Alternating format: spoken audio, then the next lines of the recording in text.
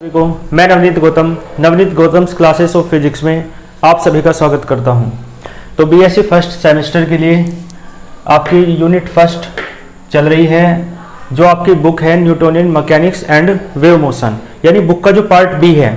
ठीक है, अलग अलग यूनिवर्सिटी में अलग अलग तरीके से सिलेबस को डिजाइन किया गया है। तो मेन बात जो है, आपका जो टॉपिक है, कॉन्सेप्ट, इस आप बुक का पार्ट भी कह सकते हो, कहीं कहीं बुक भी कह सकते हो। तो वो क्या है? मैकेनिक्स एंड वेव मोशन या Newtonian mechanics and wave motion. ठीक है, तो देखो उसमें आइए पढ़ते हैं। आज पढ़ेंगे ग्रेविटेशनल पोटेंशियल एनर्जी। तो हेडिंग डालें आप, डेरिवेशन करना है ग्रेविटेशनल पोटेंशियल एनर्जी।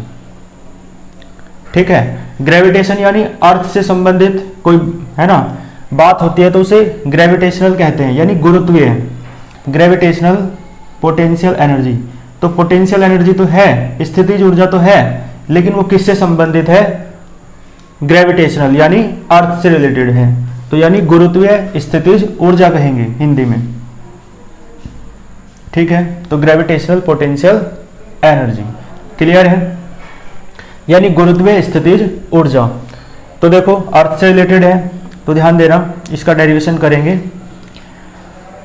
आप इसकी डेफिनेशन यदि देखना चाहते हैं तो डेफिनेशन क्या हो जाएगी? पोटेंशियल एनर्जी आप जानते हैं, आपको पता है पोटेंशियल एनर्जी जो है वो वर्क के बराबर होती है, पता है ना, W=U होता है। तो U की जो डेफिनेशन है वो W के बेस पे दे देंगे, यानी किसी बॉडी को अर्थ के सरफेस से कुछ डिस्टेंस तक उठाने में जो कार्य करना पड़ता है, उसे ही जो वर्क करना पड़ता है, उसे ही आप ग्रेविटेशनल पोटेंशियल एनर्जी कहते हैं। यानी देखो इसकी डेफिनेशन यदि आप लिखना चाहें तो लिख सकते हैं द वर्क डन। ठीक है, द वर्क डन यानी किया गया कार्य, टू रेज यानी उठाने में। ठीक है, रेज माने उठाना, तो the work done to raise any body, किसी बॉडी को, किसी वस्तु को। तो the work done to raise any body, और कहां से? फ्रॉम अर्थ सरफेस, धरातल से, है ना, फ्रॉम अर्थ सरफेस। क्लियर है? तो the work done to raise any body from earth surface, पृथ्वी तल से किसी वस्तु को उठाने में जो किया गया कार्य है उसे ही आप क्या कहते हैं? गुरुत्वीय स्थितिज ऊर्जा कहते हैं, ग्रेविटेशनल पोटेंशियल एनर्जी। तो the work done to raise any body, किसी वस्तु को, फ्रॉम अर्थ सरफेस और थ्रू एनी हाइट, कुछ ऊंचाई तक। ठीक है, थ्रू एनी हाइट। क्लियर है? बात समझ में आई होगी। यानी कहने का अर्थ ये हुआ कि पृथ्वी तल से किसी वस्तु को कुछ ऊंचाई तक उठाने में किया गया कार्य गुरुत्वीय स्थितिज ऊर्जा कहलाता है। तो द वर्क डन, ठीक है, टू रेज यानी उठाने के लिए, एनी बॉडी किसी वस्तु को, फ्रॉम अर्थ सरफेस पृथ्वी तल से, थ्रू एनी हाइट कुछ ऊंचाई तक, है ना। तो इसे ही आप क्या कहते हैं? इज नोन एज, लिख लेंगे ना आगे, is known as gravitational potential energy. ठीक है, और पोटेंशियल एनर्जी कोई सी भी हो, सबको कैपिटल U से डिनोट किया जाता है। क्लियर है? देखो आपका टॉपिक चल रहा था जिसका नाम था कोलिजन। कोलिजन में मैंने अभी एक डेरिवेशन रह रहा है, कराऊंगा उसे 1-2 लेक्चर के बाद, है ना, क्योंकि कोलिजन कई स्टूडेंट्स को समझ में नहीं आ रहा था, तो थोड़ा रिलैक्सेशन है आपके लिए, पहले ये करा दूँ, है ना, आसान सा टॉपिक, और फिर एक डेरिवेशन कराना है उसका, जो है कोलिजन इन 2 डायमेंशनल, यानी इन 2 डायमेंशन। ठीक है, 2 डायमेंशन आप समझते हैं, पहले मैंने 1 डायमेंशन के लिए कराया, अब 2 डायमेंशन के लिए करेंगे, लेकिन ये आसान से डेरिवेशन कर लो, है ना। ठीक है, और कोई भी आपको समस्या आया करे तो आप बताया करें, है ना, और बिल्कुल साथ के साथ तैयार करते चले नोट्स भी और अपनी टॉपिक भी सारे, है ना। चलो, तो यहाँ तक क्लियर है। ग्रेविटेशनल पोटेंशियल एनर्जी आपको समझ में आ गई होगी। तो देखो इसका डायग्राम देख लेते हैं, इसे प्रूफ करेंगे।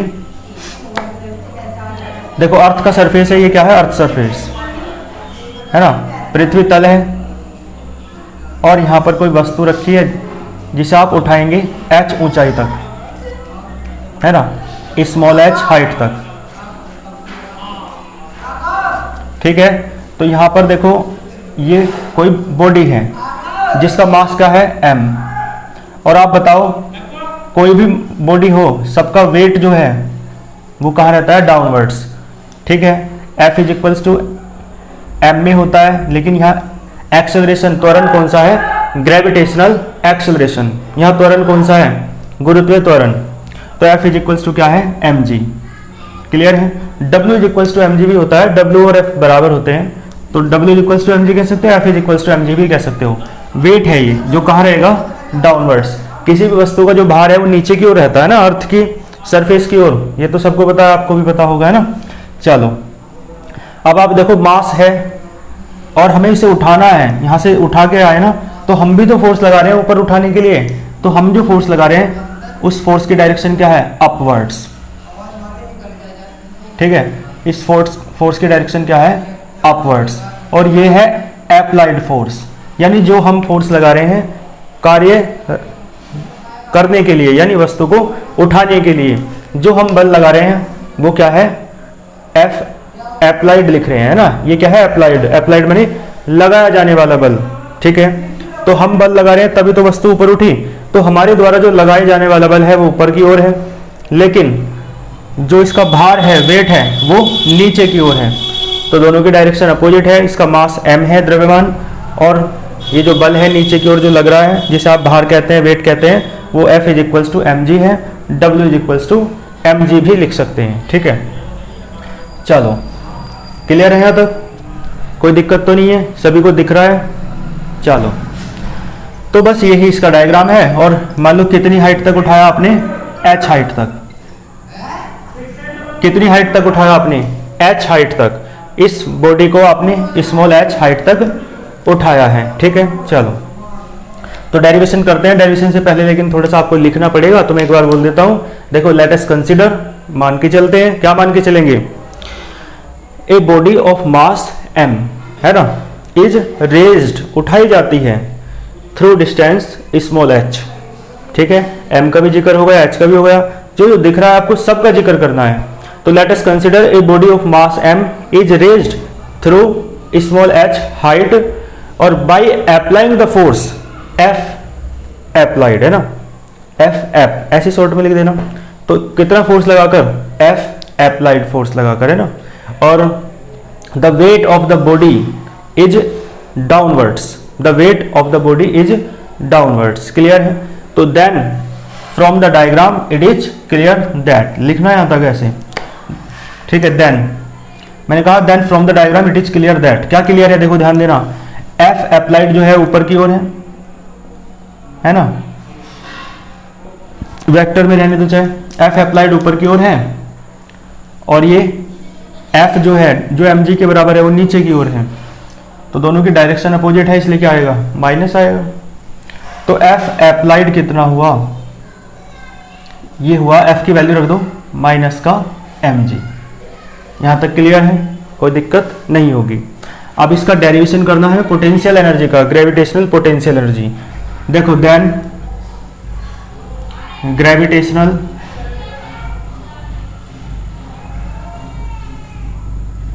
Potential energy. देखो, ग्रेविटेशनल पोटेंशियल एनर्जी, मैंने कहा पोटेंशियल एनर्जी कोई सी भी हो। चलिए आइए, ठीक है, तो ये आपका डेरिवेशन मैंने करा दिया है। इसका नाम क्या था, ग्रेविटेशनल पोटेंशियल एनर्जी। ठीक है, ग्रेविटेशनल पोटेंशियल एनर्जी का डेरिवेशन था ये। ये देखो, कई तरीके से पूछा जा सकता है। एक तो कह सकता है directly obtain the expression of gravitational potential energy of one dimensional system. ठीक है, क्योंकि इसमें जो मोशन हो रही थी वन डायमेंशन हो रही थी अलोंग वाई एक्सिस, तो वन डायमेंशनल सिस्टम इसलिए कहता है। और ऐसे भी पूछ सकता है, वो कह सकता है आपसे obtain the expression of work done, ठीक है, टू रेज द बॉडी या to raise any body from earth surface. तो वर्क डन का एक्सप्रेशन पूछे तो वर्क डन हो जाएगा। पोटेंशियल एनर्जी को बाद में आप वर्क डन के बराबर रख सकते हो। ठीक है, और ये भी कह सकता है obtain the expression of potential energy to raise any body from earth surface. तो इसमें ग्रेविटेशनल पोटेंशियल एनर्जी नहीं कहा, लेकिन कह दिया है obtain the expression of potential energy to raise any body from earth surface. तो इसका अर्थ क्या हुआ, ग्रेविटेशनल पोटेंशियल एनर्जी का ही डेरिवेशन है। तो डेरिवेशन को कई तरीके से पूछा जाता है। ठीक है, एक बार मुझे याद आता है कि मैंने करा दिया था ये क्वेश्चन लिखवा दिया था जिस तरीके से आया हुआ था, लेकिन दूसरे तरीके से पूछा है ना, तो कई स्टूडेंट्स कंफ्यूज हो गए थे। तो कंफ्यूजन नहीं रखना है। ग्रेविटेशनल पोटेंशियल एनर्जी कहे तो भी यही करके आना है। Potential energy to raise any body from earth surface कहे तो भी यही करके आना है। Work done to raise any body from earth surface कहे तो भी यही करके आना है। ठीक है, कर लेंगे ना। चलो आओ आगे देखो। आगे हाँ, एक डेरिवेशन है इलास्टिक पोटेंशियल एनर्जी का। इलास्टिक पोटेंशियल एनर्जी, देखो इलास्टिक का अर्थ हिंदी में प्रत्यास्थ कहते हैं। पोटेंशियल एनर्जी तो आप जानते हैं स्थितिज ऊर्जा, यानी प्रत्यास्थ स्थितिज ऊर्जा का व्यंजक है ये। डेरिवेशन करेंगे, ठीक है। तो देखो पहले डायग्राम देख लो, ध्यान देना। देखो कोई स्प्रिंग के लिए करते हैं इसे। इलास्टिसिटी किस में रहती है? स्प्रिंग में तो रहती है। इलास्टिसिटी तो आप जानते हैं प्रत्यास्थता। प्रत्यास्थता वस्तु का ऐसा गुण होता है कि किसी वस्तु पर आप फोर्स लगाते हैं, बल लगाते हैं, और उसका साइज या शेप चेंज हो जाए, और आप जब फोर्स हटा लो तो फिर साइज और शेप फिर ऐसा ही हो जाए, तो वस्तु के इस गुण को प्रत्यास्थता यानी इलास्टिसिटी कहते हैं। क्लियर है? तो यानी if we apply the force on any body तो द साइज और शेप ऑफ द बॉडी है ना चेंजेस। क्लियर है? चेंज हो जाता है। But on removing the force, force को रिमूव करने के बाद the size and shape of the body becomes initial. ठीक है, बिकम्स इनिशियल साइज और शेप। तो जो बाद का साइज और शेप है वो इनिशियल साइज और शेप के बराबर हो जाता है। तो आप देखते हैं जैसे स्प्रिंग है, स्प्रिंग का मैं एग्जांपल लेता हूं। आप उसे खींचोगे तो उसकी लेंथ क्या हो जाएगी? ज़्यादा हो जाएगी, क्योंकि फोर्स लगा रहे हैं आप। लेकिन जब आप उसे छोड़ देंगे तो फिर वो वापस उसी स्थिति में चली जाएगी जैसी वो पहले थी। क्लियर है ना? तो इसका अर्थ ये हुआ, इलास्टिसिटी क्या है कि जब किसी वस्तु पर बल लगाया जाता है, फोर्स लगाया जाता है, तो उसकी साइज और शेप में चेंज हो जाता है। साइज या शेप में किसी एक में चेंज हो जाता है, और जब फोर्स हटा लेते हैं तो फिर ऐसी हो जाती है। तो वस्तु के इस गुण को प्रत्यास्थता यानी इलास्टिसिटी कहते हैं। और इस प्रकार की जो पोटेंशियल एनर्जी है, यानी जो वर्क करना पड़ रहा है किसी वस्तु के साइज में या शेप में चेंज करने के लिए, ठीक, जैसे स्प्रिंग खींच रहे हो तो स्प्रिंग की लेंथ बढ़ जाएगी ना, है ना, और स्प्रिंग को जब दबाओगे तो लेंथ क्या हो जाएगी? कम हो जाएगी। तो वर्क तो करना पड़ रहा है ना आपको एक्सटर्नल फोर्स के द्वारा, अपने आप फोर्स लगा रहे हो, तो इसमें जो वर्क करना पड़ेगा उसे ही आप क्या कहते हैं? Elastic potential energy. क्लियर है?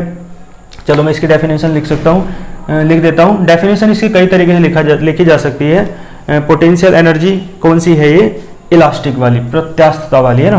तो देखो द वर्क डन के रूप में ही लिखेंगे, क्योंकि इससे पहले ग्रेविटेशनल पोटेंशियल एनर्जी की जो डेफिनेशन है वो भी मैंने वर्क डन के फॉर्म में ही लिखी। तो द वर्क डन, ठीक है, टू, मैंने कहा साइज और शेप क्या हो जाता है? चेंज। ठीक है, तो the work done to change the size, या तो साइज बदल जाएगा या शेप बदल जाएगी। ठीक है, साइज होता है आकार, शेप होती है आकृति। आकृति यानी कैसी आकृति है? स्फेयर है, ट्राइंगल है ना, और क्या बोलें, जो भी, यानी आकृतियां आप समझते हो ना, बहुत सारी आकृतियां होती हैं। स्क्वायर है, ठीक है, तो ये सब क्या है? आकृतियां हैं। और साइज क्या है? साइज का तो अर्थ सीधा सा ये है कि कितना बड़ा है, कितना छोटा है ना, साइज, बस ये है। कोई वस्तु कितनी बड़ी है, कितनी छोटी है, साइज का अर्थ ये होता है, यानी आकार, और ये आकृति। तो किसी वस्तु की आकृति या आकार में परिवर्तन करने के लिए जो फोर्स लगाते हो, जो वर्क करते हो, उसे आप क्या कहते हो? इलास्टिक पोटेंशियल एनर्जी कहते हैं। तो the work done to change the size और shape of any body. Clear है? तो the work done to change है ना, द साइज और शेप ऑफ एनी बॉडी, इसे ही क्या कहते हैं? इज नोन एज,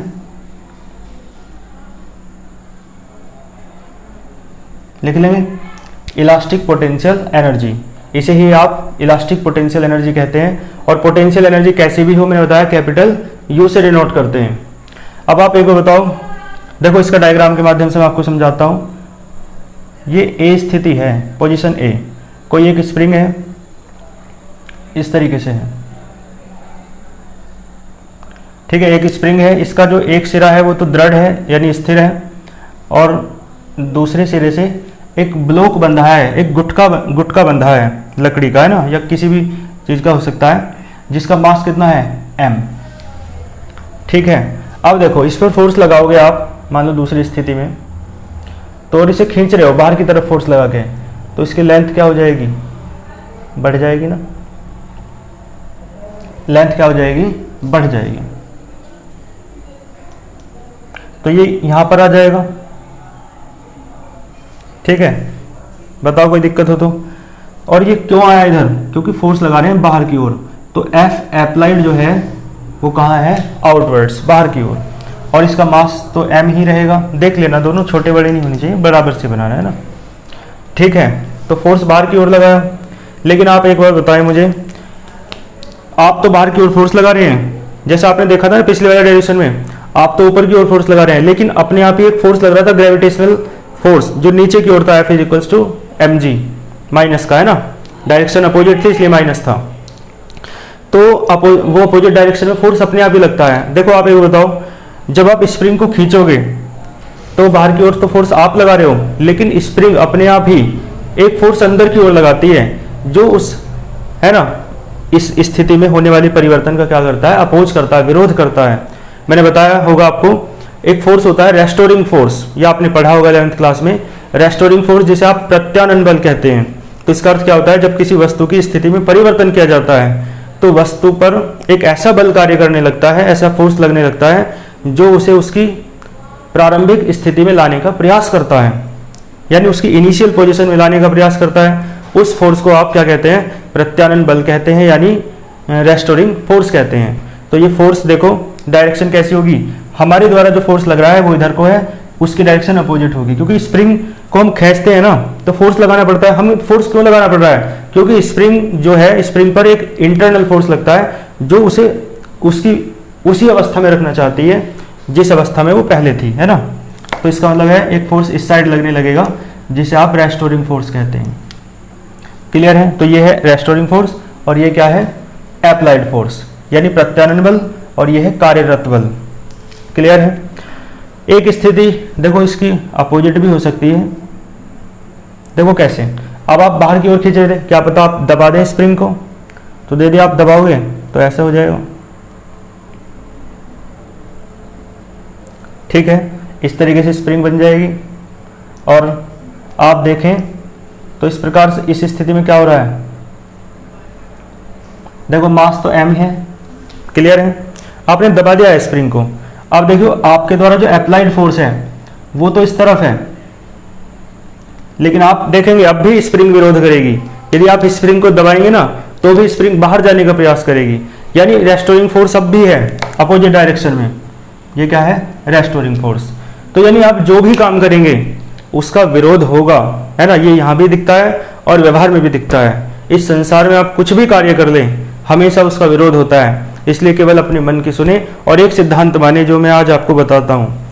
यदि आप अपने मन में सोचते हैं कि मैं सही मार्ग पर हूँ, सही कार्य कर रहा हूँ, तो आप सोचें कि आपके साथ चाहे पूरा संसार आपके विरोध में खड़ा हो जाए तब भी आप उस काम को करें। ठीक है, और यदि आपको लगे अंतर मन से कि मैं गलत कार्य कर रहा हूँ, तो पूरा संसार भी यदि आपसे कहे कि इस कार्य को करो तब भी हमें नहीं करना चाहिए। ठीक है, तो यहाँ से पता चल रहा है, आप देखो फोर्स लगाते हैं तो भी अपोज हो रहा है, अपोज इस डायरेक्शन में फोर्स लगा रहे हैं तो भी अपोज हो रहा है, और इस डायरेक्शन में फोर्स लगा रहे हैं तो भी अपोज हो रहा है। तो इससे सिद्ध होता है कि जो अपोजिट फोर्स है ना वो हर स्थिति में लगेगा।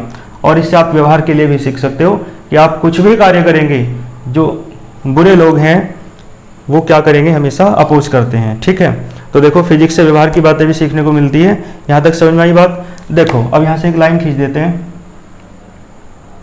देखो ये है, यहाँ पर डिस्प्लेसमेंट बिल्कुल जीरो है, x बराबर जीरो है, डिस्प्लेसमेंट नहीं हुआ ना अभी, लेकिन जब आपने खींचा तो देखो डिस्प्लेसमेंट बीच से नाप रहे हैं यदि, तो डिस्प्लेसमेंट मान लो कितना हुआ x, और इस स्थिति में मान लो उतना ही डिस्प्लेसमेंट हुआ, है ना, मान लेते हैं, दोनों सेम रखने हैं। ठीक है, इस तरीके से डायग्राम बना लेना। तो बात समझ में आई यहाँ तक। अब देखो एक बात समझ में आ रही है हमें, एक फोर्स मैंने बताया रेस्टोरिंग फोर्स होता है ना, और वो F अप्लाइड के कैसा है, बराबर है, F जितना फोर्स हम लगा रहे हैं उतना ही वो है, लेकिन वो अपोजिट डायरेक्शन में है। F अप्लाइड क्या हो जाएगा, एफ अप्लाइड के माइनस में हो जाएगा। ठीक है, दिख रहा है आप सभी को? एक मिनट, है ना।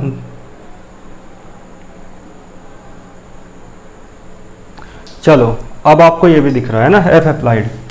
तो एफ अप्लाइड ये दोनों कैसे हैं, है ना, डायरेक्शन में अपोजिट हैं इसलिए माइनस आया है, और मैग्नीट्यूड में कैसे हैं मान लो सेम। लेकिन आप जानते होंगे रेस्टोरिंग फोर्स है तो ये अप्लाइड फोर्स है, और आपको पता होगा जो रेस्टोरिंग फोर्स का फॉर्मूला है प्रत्यानयन बल का वो होता है माइनस के एक्स। ठीक है, पता है आपको? चलो, नहीं भी पता आपको, यदि ना पता हो कि रेस्टोरिंग फोर्स माइनस के एक्स होता है तो मैं आपको बता देता हूँ कैसे। आप एक बार बताओ, फोर्स आप इस तरफ लगा रहे हैं, डिस्प्लेसमेंट अपोजिट डायरेक्शन में हो रहा है। क्लियर है ना? फोर्स आप इस डायरेक्शन में लगा रहे हैं और डिस्प्लेसमेंट कहाँ हो रहा है, बिल्कुल अपोजिट डायरेक्शन में, यानी फोर्स की और डिस्प्लेसमेंट की जो डायरेक्शन अपोजिट है। ठीक है जी, तो बात समझ में आ रही होगी आपको। अप्लाइड फोर्स बाहर की ओर है और डिस्प्लेसमेंट अंदर की ओर है, तो डायरेक्शन कैसी है, अपोजिट है। तो देखो एक बात सुनो, यदि आप एफ अप्लाइड को बढ़ाएंगे, है ना, तो आपका डिस्प्लेसमेंट भी बढ़ता जाएगा। देखो डिस्प्लेसमेंट, आप देखो, हाँ इसमें देखो एफ अप्लाइड की बात करें ना, तो देखो एक बात सुनो, एफ अप्लाइड बाहर की ओर है, डिस्प्लेसमेंट देखो यदि इसे और बाहर की ओर खींचोगे तो ये डिस्प्लेसमेंट और बढ़ता जाएगा। तो दोनों एक दूसरे कैसे हैं, डायरेक्टली प्रोपोर्शनल है या नहीं? आप एक बार देखो, और खींचो और ज़्यादा हो जाएगा डिस्प्लेसमेंट, और खींचो और ज़्यादा हो जाएगा। तो जो अप्लाइड फोर्स है वो डिस्प्लेसमेंट के कैसा है, कैसा होता है, डायरेक्टली प्रोपोर्शनल। यहाँ पे देख लो, चाहे आप अप्लाइड फोर्स अंदर की ओर लगा रहे हैं तो अंदर की ओर आएगा, गुटका जो है ये ब्लॉक जो है इधर आएगा तो डिस्प्लेसमेंट और बढ़ेगा। तो अप्लाइड फोर्स आप जितना ज़्यादा लगाएंगे, जितना ज़्यादा स्प्रिंग पर फोर्स लगाएंगे उतना ही ज़्यादा तो खींचेगा ये गुटका जो ब्लॉक है। तो इसका मतलब है अप्लाइड फोर्स जो है वो डिस्प्लेसमेंट के विस्थापन के कैसा है, डायरेक्टली प्रोपोर्शनल, यानी अनुकर्मानुपाती। ठीक है, और अभी मैंने आपको बताया था, आप जानते हो एफ अप्लाइड, देखो डायग्राम से ही क्लियर हो रहा है, वो माइनस एफ है या नहीं, क्योंकि रेस्टोरिंग फोर्स की डायरेक्शन अपोजिट है और एफ अप्लाइड की अपोजिट है। तो आप एफ अप्लाइड की जगह रख सकते हो माइनस एफ। तो यहाँ से वो जो माइनस के एक्स लिखा था ना, एफ बराबर माइनस के एक्स, वो ऐसे आता है ना, एफ को इधर ले जाओ, मतलब माइनस को इधर ले जाओ, ठीक है, माइनस, और इस साइन को हटाओगे प्रोपोर्शनलिटी साइन को, तो एक कांस्टेंट आएगा, उसे आप के कहते हैं, यानी रेस्टोरिंग फोर्स कांस्टेंट। ठीक है, के क्या होता है, रेस्टोरिंग फोर्स कांस्टेंट, जिसे आप हिंदी में कहते हैं प्रत्यानयन बल नियतांक। तो माइनस इधर गया, क्लियर है, इसे हटाओगे कांस्टेंट आएगा, और x पहले से ही है, तो ये क्या है आपका F is equals to minus के एक्स। ये है आपका रेस्टोरिंग फोर्स, और ये है रेस्टोरिंग फोर्स कांस्टेंट, और ये क्या है, डिस्प्लेसमेंट। यहाँ तक समझ में आया? लेकिन आपको निकालना है इलास्टिक पोटेंशियल एनर्जी, तो देन इलास्टिक पोटेंशियल एनर्जी लिख देंगे आप। तो देखो U इज इक्वल्स टू क्या होता है, फॉर्मूला वही लगाना है, 0 to x F into D x, या एफ एक्स कह सकते हो, लेकिन यहाँ एफ कह रहे हैं तो कोई दिक्कत नहीं, एफ की वैल्यू रख दो ऊपर से। ये फॉर्मूला तो पढ़ा रखा है ना मैंने, है ना, इसलिए मैं कहता हूँ जब आगे पढ़ते जाते हैं तो लिंक होता जाता है पिछला, इसलिए आप पीछे का अच्छे से तैयार करके रखा करो। पोटेंशियल एनर्जी में मैंने फॉर्मूला पढ़ाया था। देखो एफ की वैल्यू रखो माइनस के एक्स, और इंटू में क्या है डी एक्स, माइनस माइनस तो प्लस हो जाएगा, तो के बाहर आ जाएगा क्योंकि के क्या है, कांस्टेंट है, तो ये बचेगा 0 to x into D x. इधर देखो इंटीग्रेशन करो, x की पावर 1 है, आपको पता है x to the power n का इंटीग्रेशन क्या होता है, x to the power n plus 1 upon n plus 1, n की जगह 1 है तो x to the power 1 plus 1 upon 1 plus 1, यानी ठीक है ये आ जाएगा। और लिमिट लेनी है 0 से लेकर x तक, तो देखो 1/2 बाहर आ जाएगा, k है ही बाहर, और x की जगह x रखोगे और फिर 0 रखोगे, 0 का स्क्वायर 0, तो u इज इक्वल्स टू क्या माइनस के हाफ के एक्स स्क्वायर। क्लियर है?